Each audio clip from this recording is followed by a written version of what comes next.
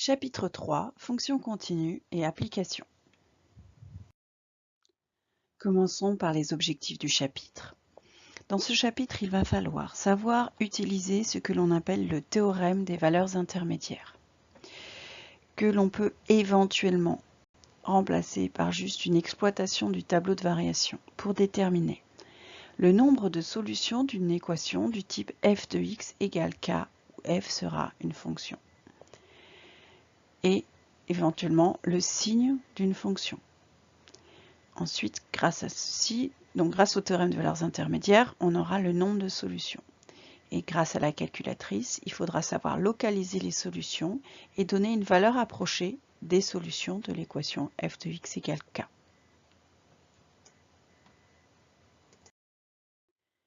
Première partie du chapitre, nous allons voir la notion de continuité. Alors, nous allons donner une définition intuitive, puisque la définition théorique est un petit peu ardue. Définition. Soit f une fonction et c sa courbe représentative. On dit que la fonction est continue sur un intervalle i lorsque le tracé de sa courbe représentative sur cet intervalle s'effectue sans lever le crayon. Sans lever le crayon, ça veut dire que si j'ai mon stylo dans la main ou mon crayon dans la main, je peux faire la courbe en entier sans avoir à soulever ma main. Donc. Exemple. Si je veux tracer la courbe représentative de cette fonction,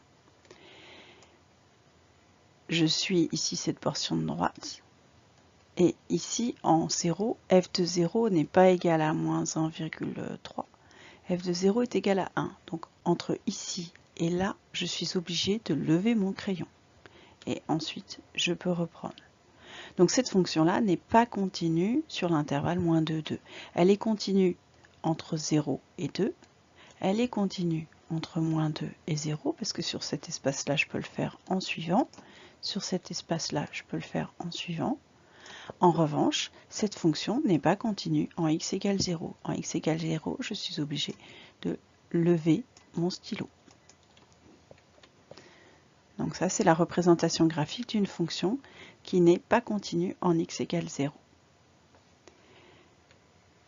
Là, j'ai une autre courbe représentative d'une autre fonction.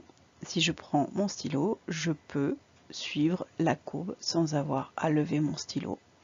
Donc cette fonction-là, on dira qu'elle est continue sur l'intervalle moins 4, 7.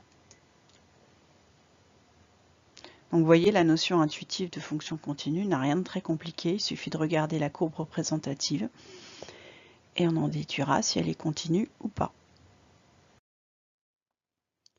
Alors nous, on va quand même travailler à partir d'autre chose que des courbes représentatives.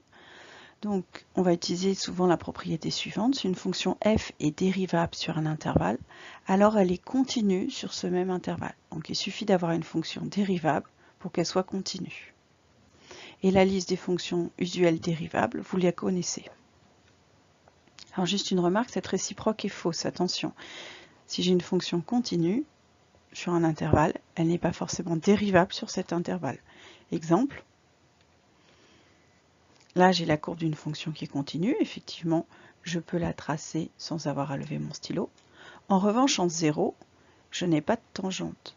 J'ai une demi-tangente à gauche, j'ai une demi-tangente à droite. Enfin bref, en 0, elle est pointue. Donc ici, elle n'est pas dérivable. Donc j'ai un exemple de fonction continue non dérivable en 0.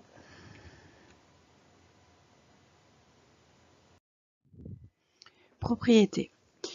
Donc les fonctions que vous connaissez, les fonctions polynômes, sont continues sur l'ensemble des nombres réels. Les fonctions rationnelles, c'est-à-dire les fonctions qui s'écrivent comme la division, le quotient de deux fonctions polynômes. Elles sont continues sur chaque intervalle contenu dans leur ensemble de définitions. Je rappelle que pour ces fonctions-là, à chaque fois que j'ai un dénominateur qui vaut 0, j'ai un point de discontinuité. C'est-à-dire qu'à cet endroit-là, j'ai un problème dans ma fonction. Je suis obligé de lever mon stylo quand je trace la courbe. Mais entre deux valeurs qui annulent le dénominateur, les fonctions sont continues. La fonction racine carrée, elle aussi, est continue sur 0 plus l'infini. Je rappelle qu'elle n'est pas définie quand elle n'est pas définie quand les valeurs sont négatives. Ensuite, si j'ai deux fonctions continues sur un intervalle i, alors leur somme, f plus g, leur produit, f fois g, leur différence aussi, f moins g, sont continues sur ce même intervalle. Et si la fonction g ne s'annule pas sur l'intervalle, alors f sur g, c'est-à-dire la division de f par g, est continue sur l'intervalle. Toujours parce que quand g vaut 0, ici j'ai un problème, je divise par 0.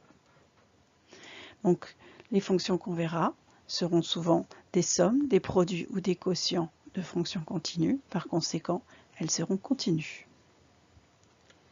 Alors une remarque. Par convention, quand vous avez un tableau de variation et qu'il y a des flèches inclinées qui montent et qui descendent, elles indiquent que sur cet intervalle, la fonction est continue et la flèche en plus nous indique si la fonction est croissante ou décroissante.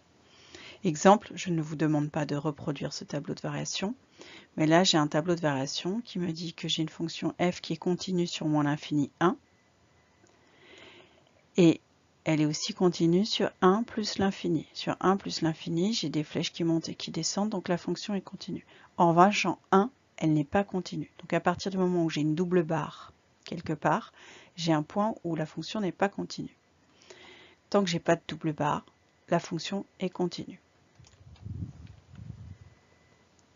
Voilà ce qu'il faut savoir sur les fonctions continues.